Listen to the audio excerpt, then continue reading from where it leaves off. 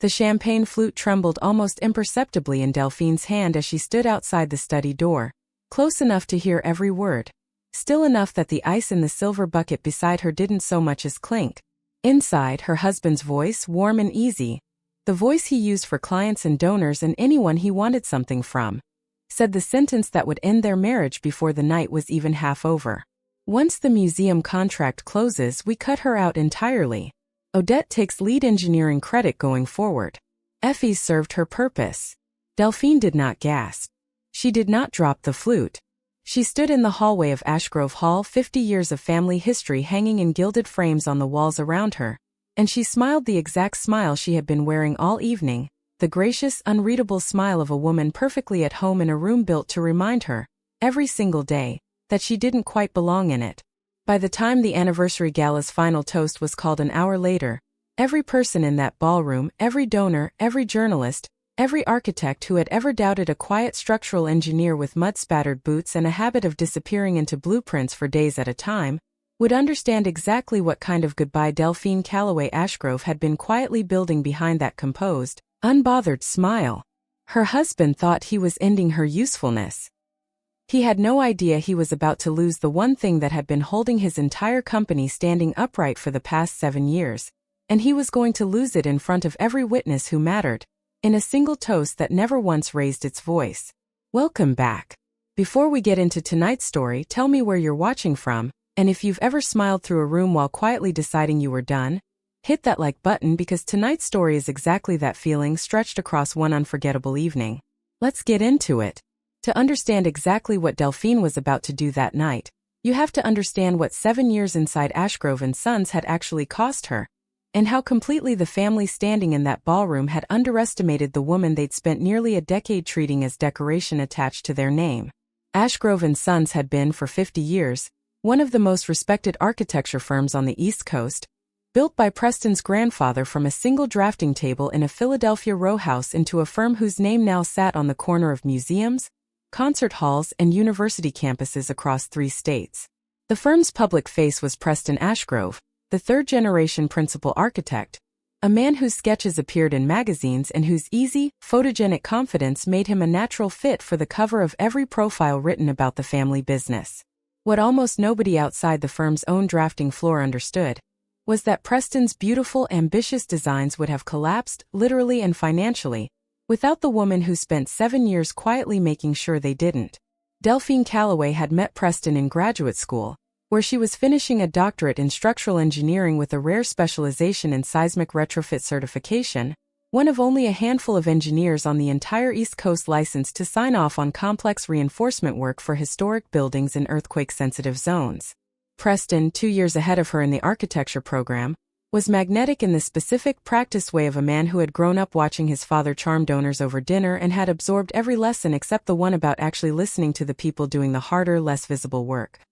He courted her with genuine enthusiasm those first 2 years, showing up at her studio with coffee, asking real questions about load calculations most architects found tedious, telling her more than once that he'd never met anyone who made structural engineering sound like poetry. She believed him completely, and for a while that belief was entirely justified. Their early years of marriage were a genuine partnership, Preston sketching bold, ambitious forms that pushed the boundaries of what a building could look like, Delphine quietly, patiently working out exactly how those forms could stand up without collapsing under their own architectural ambition. She remembered, even now, one particular evening early in their marriage, the two of them sprawled across the floor of their first small apartment surrounded by drafting paper, Preston sketching a wild, cantilevered roofline for a design competition entry while Delphine ran the numbers on a battered calculator beside him, both of them laughing when her math forced him to pull the cantilever back nearly 4 feet from his original vision. "You're the only person who's ever told me no and made me love the building more for it," he'd told her that night, and she had believed, completely and without reservation, that this was simply how their partnership would always work, ambition tempered by honesty, vision made real by patient, careful correction. She would think about that evening often, in the years that followed, trying to identify the exact moment the man who'd said those words had quietly stopped meaning them. She joined Ashgrove and Sons 2 years into their marriage, not as a partner, though her father-in-law, old Walter Ashgrove, had genuinely wanted to make her one before his health declined, But as a senior structural consultant, a title Constance, Preston's mother and the firm's iron-fisted chief financial officer, had insisted on for reasons she framed as practical and Delphine slowly came to understand were considerably more territorial. "We don't need the complication of a spousal partnership on the org chart," Constance told her plainly, during Delphine's very first week. "Consultant is cleaner. It keeps things simple if anything ever needs to change." Delphine hadn't fully understood at the time exactly how much weight that final sentence was carrying. For the first several years the arrangement felt, if not entirely equitable, at least functional. Delphine's seismic certifications became the quiet foundation beneath nearly every ambitious project Ashgrove and Sons took on. The University Performing Arts Center with its dramatically cantilevered roof that terrified every contractor who first saw the drawings until Delphine's calculations proved it could actually stand. The historic concert hall renovation that required threading modern reinforcement invisibly through century-old stone without altering a single visible detail, work so technically demanding that only Delphine's specific, rare licensing made it possible for the firm to even bid on the project at all. Preston received the design credit for every one of these projects, his name in the magazine captions, his face in the profile photographs, his signature alone on the celebratory plaques mounted in finished lobbies. Delphine's name appeared, when it appeared at all, in the technical appendices of permit filings almost nobody outside a licensing board ever read. She told herself for years that this was simply how architecture firms worked, that the principal's name carried the brand and the engineering credit lived quietly underneath it, the same way she told herself a great many things during those years that, looking back now, she understood were simply the comfortable fictions of a woman avoiding a harder, more painful truth. The cracks widened considerably 3 years before the anniversary gala, when Constance, watching the firm's aging client roster and increasingly cautious commissions with visible anxiety, pushed Preston to bring in fresh, younger talent capable of winning the kind of headline-grabbing public commissions that would restore the Ashgrove name to the industry's leading edge. That fresh talent arrived in the form of Odette, a sharp, ambitious young architect 2 years out of a prestigious program, with a portfolio full of the bold, sculptural forms that photographed beautifully and, Delphine noted with the professional wariness of an engineer trained to spot a beautiful idea that couldn't actually stand up, occasionally strayed considerably further from structural feasibility than Odette's confident renderings ever acknowledged. Preston was captivated by her immediately, not simply by her talent, though it was genuine, but by the particular energy of working alongside someone who reflected his own ambition back at him without the patient, grounding friction of an engineer who had spent a decade telling him, gently but firmly, exactly what physics would and would not allow. Delphine watched the dynamic develop with a clarity she wished, more than once, she'd allowed herself to feel sooner. The late nights that crept steadily earlier into the afternoon, the design reviews Preston began scheduling without including her, the growing habit of describing the firm's future in interviews using the word we in a way that, Delphine slowly understood, was quietly narrowing to exclude her entirely. She brought her concerns to Constance directly, 18 months before the gala, in a conversation she still, even now, thought about more than she expected to. "I think there's something happening between Preston and Odette that goes beyond mentorship," she said, choosing her words with the same careful precision she brought to a load calculation. Constance had looked at her for a long moment, her expression carrying none of the surprise Delphine had braced herself for. "Preston's personal choices are his own business," Constance said finally, her tone carrying the particular brisk dismissal of a woman who had decided, long before this conversation, exactly which parts of her son's life she intended to protect regardless of cost. "What concerns me considerably more is whether this firm can survive another decade on your narrow specialty, Delphine. Odette brings vision. You bring compliance paperwork. I think carefully about which of those the market actually rewards going forward." Delphine left that conversation with a clarity she hadn't fully possessed walking in. Constance wasn't simply tolerating the affair developing under her own roof. She was quietly, deliberately positioning Odette as her son's professional and personal future, and positioning Delphine with the same careful, unhurried patience Constance brought to everything, for an eventual exit that had clearly already been decided somewhere Delphine hadn't been invited into the conversation. What neither Constance nor Preston fully understood, standing in that study on the night of the 50th anniversary gala congratulating themselves on a plan they believed was still entirely private, was that Delphine had spent the previous 18 months doing considerably more than simply absorbing their growing dismissal with quiet patience. She had begun, carefully and entirely within the bounds of professional ethics, examining exactly what her 7 years at Ashgrove & Sons had and had not formally transferred to the firm. Her seismic retrofit certification, she confirmed through a licensing attorney she'd consulted quietly, remained personally hers, issued to her individually by the State Board, non-transferable to any firm regardless of how many years she'd practiced under its name on the letterhead. Every stamp she'd ever placed on a set of structural drawings had been placed under her own license number, not the firm's, a detail almost nobody outside a licensing board ever thought carefully about, and a detail that meant, in the driest possible technical language, that Ashgrove & Sons did not actually own the specific rare qualification that had made half its most ambitious recent projects possible in the first place. She learned, through the same careful, patient research, that the firm's single largest pending opportunity, a competitive bid for the design of the new Meridian National Museum of Natural History, a project so architecturally and structurally ambitious that only a handful of firms in the country had the combination of design vision and specialized seismic engineering to even qualify for the bid required, as a non-negotiable condition of the request for proposals, a licensed seismic retrofit engineer named individually and irrevocably in the submission itself, Delphine's name, her license number, not the firm's. She said nothing about any of this to Preston or Constance across those 18 months, not out of malice exactly, though there was certainly hurt underneath the careful silence, but out of the same patient, methodical instinct that had made her, professionally, someone capable of finding the single load-bearing flaw hidden inside an otherwise beautiful design. She simply watched and gathered and waited, the way she'd been trained her entire career to wait, for the exact moment the structure she was examining would reveal precisely where its weight actually rested.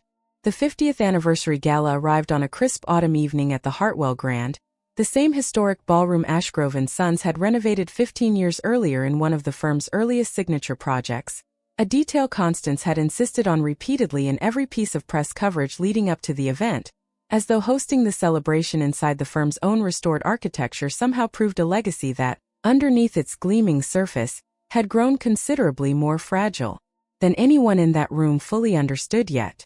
300 guests filled the ballroom that evening, longtime clients, museum board members, city planning officials, journalists from every major architecture publication on the East Coast, and seated prominently at the head table beside Preston Odette Chun, wearing a striking emerald gown and an expression of quiet, confident anticipation that Delphine recognized immediately, having worn something close to it herself at galas years earlier, before she'd learned exactly how little that particular confidence was actually worth inside this family. The Hartwell Grand glittered that night the way only a room Delphine herself had helped restore could glitter. Crystal chandeliers hung from a ceiling whose century-old plaster she'd personally certified safe against a modern seismic retrofit, invisible to every guest currently admiring the room's soaring restored moldings, a small private irony she carried quietly through the crowd all evening, the way she'd carried so many small, private ironies across 7 years of standing in rooms full of people admiring work whose actual foundation she alone had made possible. String musicians played near the tall windows overlooking the city. Waiters moved through the crowd with trays of champagne that caught the chandelier light in 1,000 small golden fractures, and a large illuminated timeline mounted near the entrance traced 50 years of Ashgrove & Sons projects in careful chronological order, Preston's name printed beneath every photograph, hers appearing nowhere at all. Delphine arrived in a simple, elegant charcoal dress, understated by design, the same careful understatement she'd worn to a decade of client dinners and awards ceremonies where she'd learned, slowly and expensively, that a structural engineer who dressed to be noticed was simply a structural engineer who got noticed for the wrong reasons in rooms built to celebrate architects instead. She moved through the crowd that evening with the same practiced, gracious warmth she always brought to these events, shaking hands with donors she'd worked alongside for years, catching up with city officials who remembered, even if Preston's magazine profiles never mentioned it, exactly whose calculations had made the concert hall renovation possible. It was during the cocktail hour, slipping away from a conversation with a museum trustee to retrieve a fresh glass of champagne, that Delphine passed close enough to Preston's study, its door left carelessly ajar, to hear her husband's voice carrying the particular easy confidence of a man who had entirely forgotten, or never once considered, that voices travel considerably further than closed doors suggest. Once the museum contract closes, Preston was saying, and Delphine recognized, with a cold, settling clarity, that he was speaking to his mother. We cut her out entirely. Odette takes lead engineering credit going forward. Effie's served her purpose. She'll take the settlement quietly. She always does. The museum board specifically requires her license on the submission, Constance said, her voice carrying its usual brisk practicality. We need her signature through the bid process at minimum. After that, I agree entirely. It's time. She won't even see it coming, Preston said, and there was something in his voice, some careless, satisfied warmth, that Delphine would carry with her considerably longer than she expected to. She never does. She just quietly does the work and lets me handle the rest. It's actually the thing I've always appreciated most about her. Delphine stood in that hallway for exactly as long as it took to finish hearing every word, and then she straightened her shoulders, smoothed the front of her charcoal dress, and walked back into the ballroom with the same gracious, unreadable smile she'd worn all evening, because some quiet, steady part of her, the part that had spent a career finding the single hidden flaw inside an otherwise beautiful design, had just found exactly what it needed. She found Walter Higgins near the bar, the firm's longtime senior structural drafter, a soft-spoken man in his 60s who had worked alongside Delphine since her very first week at Ashgrove & Sons and who had, across 7 years, become the closest thing to a genuine ally she had inside that building. Walter had watched, quietly and with growing discomfort, the same slow narrowing Delphine had watched, and when she asked him with careful, deliberate calm, whether he'd be willing to help her with something before the evening ended, he didn't hesitate for even a moment. "Whatever you need," he said simply. "I've been waiting 7 years for you to ask."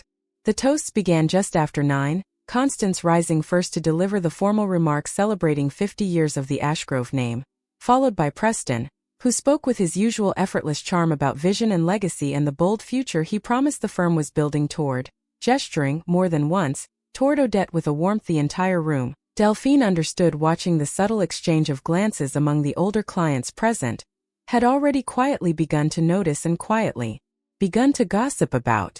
Delphine sat through both toasts with her hands folded calmly in her lap, watching her husband describe a future that, she now understood with total clarity, had already quietly excluded her before he'd finished his second sentence about legacy. She thought, watching him gesture toward the illuminated timeline of 50 years of Ashgrove projects, about every late night she'd spent hunched over a drafting table catching a flaw in his most ambitious sketches before it ever reached a client. Every early morning she'd driven 3 hours to personally inspect a reinforcement detail no one else on the team trusted themselves to verify. Every one of those hours folded invisibly into a legacy currently being narrated, warmly and at length, without a single mention of her name. She felt, for a moment, the old familiar instinct to simply let it pass, the same instinct that had carried her through 7 years of quiet accommodation. Then she thought of the sentence she'd overheard in that hallway. "She'll take the settlement quietly, she always does," and she understood, with a calm, settled finality, that the accommodating version of herself had already, quietly, finished her work for the evening. When Constance finally, almost as an afterthought, gestured for Delphine to say a few words, the way the family always included her in these evenings, the way a well-run household includes the furniture, Delphine set down her glass, smoothed her dress one final time, and walked to the small stage at the front of the ballroom with a composure that, looking back on the recordings later, several guests would describe as almost unsettlingly calm. "Thank you," Delphine began, her voice warm, carrying easily through the room's excellent acoustics, a detail she happened to know precisely, having personally overseen the renovation structural work 15 years earlier. 50 years is a genuinely remarkable milestone, and I'm grateful to have spent 7 of them as part of this family's story. She paused, letting the warmth of that opening settle over the room the way she'd learned, across a decade of client presentations, that a strong opening always should. "I'd like to use a few minutes tonight to talk about what actually holds a building up, because I think in a room full of people who love architecture, it's a conversation worth having honestly just once." A few guests laughed politely, assuming a charming technical aside from the quiet engineer everyone mostly knew by reputation rather than name recognition. Delphine let the laughter settle before continuing. "When you look at a building you love," she said, "the soaring roofline, the dramatic cantilever, the glass wall that seems to defy the very idea of weight, you're looking at vision. That's real. and it matters enormously. And I've had the privilege of watching my husband create genuinely beautiful visions for most of my adult life. She let that land, warm and generous, exactly the kind of sentence a loving wife delivers at an anniversary gala. But underneath every one of those visions, in the parts nobody photographs for magazine covers, sits an entirely different kind of work.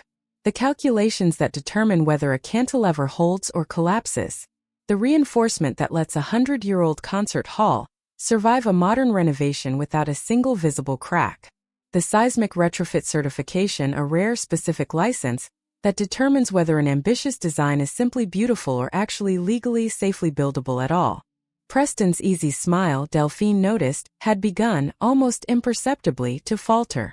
I've held that specific license for the entirety of my career, she continued, her voice still warm, still gracious, carrying not a single trace of the anger she genuinely felt, because anger, she'd learned across a career of finding hidden flaws, was considerably less useful than clarity. Every seismic certification behind every ambitious Ashgrove & Sons project for the past 7 years has been mine personally, issued under my own license number, non-transferable to the firm regardless of how many years my name has quietly appeared beneath Preston's on the drawings. I want to be clear that I'm proud of that work. I'm simply not entirely certain, standing here tonight, that everyone in this room fully understands exactly how much of it has actually been mine. The room had gone considerably quieter now, the particular attentive silence of guests who sense, without yet fully understanding why, that the evening's careful choreography has just shifted into something unplanned. I mention this, Delphine said, because I understand the firm is currently preparing its submission for the Meridian National Museum bid. A project I know means everything to this family's next chapter. She glanced, briefly, warmly, toward Constance, whose expression had gone entirely still. The museum's request for proposals requires a licensed seismic retrofit engineer named individually and irrevocably in the submission itself. My name. My license number. I've reviewed the documentation quite carefully over the past several months, and I want tonight, in front of the people who matter most to this firm's future, to be the moment I formally let everyone know exactly where I stand. She paused, letting the silence stretch, the way she'd learned, across years of technical presentations, that the most important sentence in any room always deserves its own held breath. I've accepted a position launching my own independent structural engineering consultancy, effective immediately, Delphine said, her voice never once losing its warmth, her smile never once faltering. I want to thank Ashgrove & Sons for 7 genuinely formative years, and I want to be equally clear, out of respect for everyone in this room who's trusted this firm's work, that my seismic certification will not be available for the Meridian submission, or for any future Ashgrove & Sons project going forward. That license has always been mine. Tonight, I'm simply making sure everyone finally knows it. The silence that followed had a physical weight to it. 300 guests suspended in the particular stunned stillness that happens when an evening's entire carefully managed narrative reverses itself in the space of a single held breath. Constance's face had drained of nearly all its color. Preston stood frozen at the head table, his easy practice charm entirely absent for what several guests would later say was the first time any of them had ever seen it fail him completely. I want to close, Delphine continued, her voice still gentle, still carrying the warm, gracious tone of a woman genuinely closing out an anniversary toast rather than dismantling a company's entire future in real time. The way any good toast should, with genuine gratitude. Preston, thank you for the vision. It was for a long time genuinely beautiful to watch. She lifted her glass, the gesture unmistakable, final, entirely without malice and entirely without mercy in equal measure. To 50 wonderful years, and to whatever comes next for all of us. Good night. She stepped down from the stage to a silence so complete that the sound of her heels against the ballroom's restored parquet floor, the same floor she'd personally overseen the structural renovation of 15 years earlier, echoed clearly through the entire room, and walked directly toward the exit, Walter Higgins falling into step quietly beside her, the two of them leaving 300 stunned guests, a company's flagship bid, and a family's carefully constructed narrative collapsing behind them in real time. What followed in the weeks after that toast unfolded with the particular swift, cascading momentum of a structure finally losing the single load-bearing element nobody had bothered to properly value while it was still holding everything else quietly upright. The Meridian Museum Selection Committee, Informed within days by Ashgrove and Sons' own increasingly panicked legal counsel that the firm's submission no longer carried a qualifying seismic retrofit engineer, disqualified the bid entirely rather than granting an extension, citing the competition's explicit, non-negotiable licensing requirements. The contract, worth more to the firm's next decade than any single project in its 50-year history, went instead to a smaller, considerably hungrier firm that happened, as it turned out within the same month, to have just retained a newly independent structural consultant named Delphine Calloway as lead seismic engineer on the project, a detail the architecture press covered with exactly the kind of pointed, unmistakable irony that made the story impossible for anyone in the industry to miss. The trade publication that had, only 2 years earlier, run a glowing profile of Preston Ashgrove under the headline Vision Without Limits, published a considerably different piece within the month, a careful, well-sourced examination of the firm's sudden structural engineering vacancy that quoted, among others, a museum board member who noted, with the particular blunt honesty reserved for people who no longer had any reason to protect a firm they'd just disqualified, that the entire submission had collapsed the moment its actual engineering backbone walked out the door. Preston's assistant, according to 2 former staff members who spoke to Delphine only much later and only informally, spent the better part of a week fielding calls from journalists asking a version of the same question in a dozen different phrasings, all of them circling the same uncomfortable center. How had a firm built on 50 years of structural credibility failed to notice, until the exact night its future depended on it, that the credibility itself had a name, and the name wasn't Ashgrove? Ashgrove and Sons' remaining active projects, several of which had quietly relied on Delphine's certifications without the client relationships fully understanding how narrowly concentrated that specific expertise had been, found themselves scrambling for alternative licensed engineers on considerably compressed timelines, a scramble that delayed 2 ongoing projects by months and, in one case, resulted in a client relationship with a major university system ending entirely once the delays threatened the institution's own construction calendar. Odette Chun, whose ambitious sculptural designs had always leaned more heavily on Delphine's quiet structural corrections than Preston had ever fully acknowledged, found herself, in the months following the gala, generating renderings that increasingly, uncomfortably, failed basic engineering review from the replacement consultants Ashgrove and Sons scrambled to retain, engineers considerably less patient, and considerably less personally invested in protecting Preston's reputation, than Delphine had quietly been for 7 years without either of them ever fully understanding the size of that protection. Preston's reaction to the unraveling, according to the small circle of longtime staff who remained loyal enough to speak carefully about it afterward, moved through the same stages so many confident men move through once they discover an advantage they'd assumed was simply theirs to keep had actually, all along, belonged to someone else. Disbelief first, then a desperate series of attempts to reach Delphine directly, calls and messages she declined to answer, on the careful advice of the same licensing attorney who had helped her understand, 18 months earlier, exactly how much of her career had never actually transferred to the firm at all. He did reach her once, nearly 2 months after the gala, arriving unannounced at the small office she'd leased downtown for her new consultancy, a modest space with her own name finally, for the first time in 7 years, printed clearly on the door. He stood in her small waiting room for a long moment before speaking, taking in the space with an expression she couldn't quite read, the framed rendering of the Meridian atrium already hanging near her desk, the tidy stacks of active project files, the particular quiet order of a woman who had built something entirely her own and intended to keep it that way.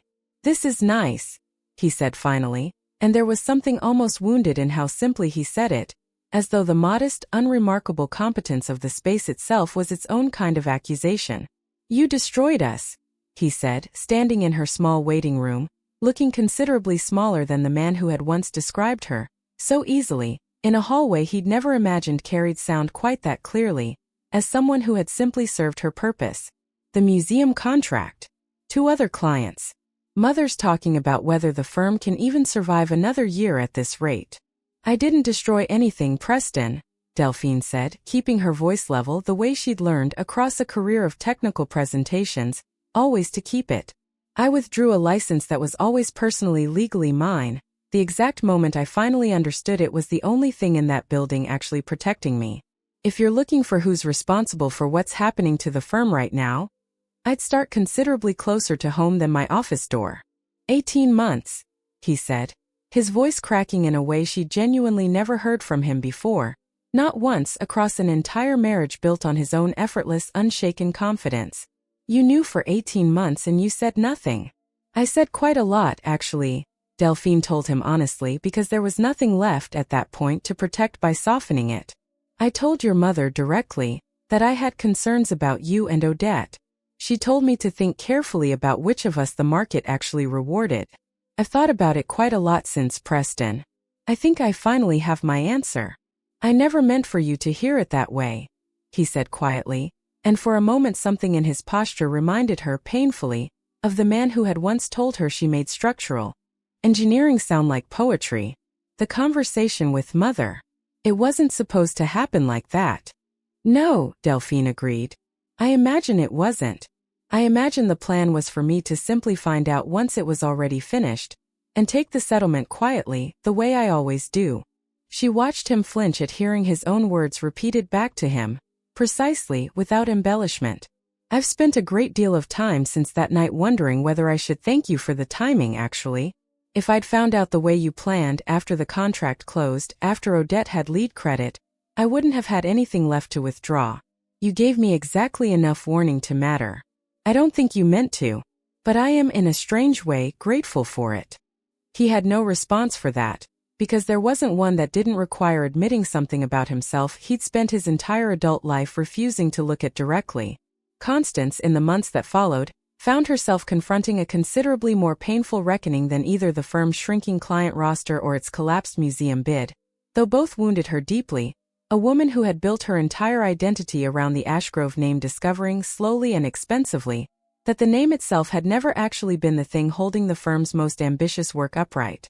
She reached out to Delphine once, nearly 4 months after the gala, not through Preston, but directly, a brief, carefully worded letter that arrived at Delphine's new office without any of Constance's old, brisk certainty. I told you to think about which of you the market rewards. The letter read, in Constance's precise, formal handwriting. I find for months later that I have my own answer to that question, considerably later than I should have, and considerably more expensively than I ever imagined I'd have to pay for it. I don't expect forgiveness. I simply wanted you to know that I finally understand exactly what I dismissed, and exactly what it actually cost this family to dismiss it. Delphine read that letter twice, sitting alone in the small office that carried her name for the first time in her career, and felt, reading it, something considerably more complicated than vindication, a kind of quiet, settled grief for the years she'd spent believing that being essential and being valued were the same thing, and for the family that had never once managed to see the difference until it was already too late to matter. What Delphine built in the 2 years following that anniversary toast was not primarily a story about revenge completed, though there was undeniably a kind of quiet justice in watching a firm that had once described her as having simply served her purpose discover exactly how much purpose she had actually been serving all along. It was, more than anything, a story about reclaiming a professional identity she had spent 7 years quietly setting aside in service of someone else's more photogenic, more celebrated vision. Callaway Structural Consulting grew steadily across those 2 years, built almost entirely on referrals from architects and museum boards who understood, in ways Ashgrove & Sons never fully had, exactly how rare Delphine's specific combination of technical rigor and genuine design collaboration actually was. She took on, deliberately, a mix of ambitious new projects and, whenever her schedule allowed, mentorship of young engineers, mostly women, who reminded her, sitting across from her in the small conference room she'd furnished herself, of the version of herself who had once believed appearing quietly beneath someone else's name was simply the natural order of things. The credit line on a drawing isn't decoration, she told one young engineer, a sharp, careful woman named Priyanka who joined the firm 18 months in, still hesitant to insist her name appear clearly on her own calculations. It's the record of who actually understood how the building stands up. Don't let anyone convince you it's simply a formality. I spent 7 years believing that, and it cost me considerably more than I want you to have to pay to learn the same lesson. Priyanka took that lesson more seriously than Delphine perhaps expected, and 2 years later, standing at a small industry dinner celebrating the completion of her own first independently credited project, a mid-rise residential retrofit she'd led from concept through final inspection, she found Delphine near the bar and told her, with a directness Delphine recognized with quiet pride as entirely her own influence, I put my name on every drawing this time. All of them. I kept waiting to feel like I was being difficult about it. I never did. Delphine had raised her glass to that, genuinely, and thought, watching Priyanka return to a table full of colleagues who had, without any visible hesitation, simply accepted her name exactly where it belonged, that this quiet, unremarkable moment mattered to her every bit as much as the museum's opening ceremony had. 18 months after the gala, the Meridian National Museum opened to considerable acclaim, its dramatic, seismically reinforced central atrium, engineered under Delphine's own license and celebrated in coverage that, for the first time in her career, printed her name alongside the design credit rather than buried in a technical appendix nobody read. She stood at the opening ceremony, watching visitors move through a space she had personally ensured would stand safely for the next century, and felt something settle in her chest that she recognized, after a moment, as simply, finally, pride that belonged entirely to her. Ashgrove & Sons, meanwhile, survived, though considerably diminished, restructured under new leadership after Constance, in the wake of the firm's roughest financial year in 3 decades, finally stepped back from day-to-day operations entirely.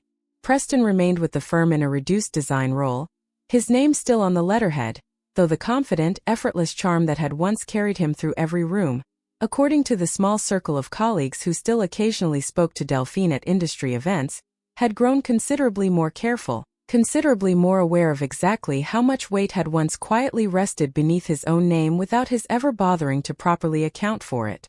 Odette left the firm entirely within the year, joining a competitor where, colleagues noted, her renderings passed structural review with a good deal more difficulty than they ever had while an uncredited engineer was quietly correcting.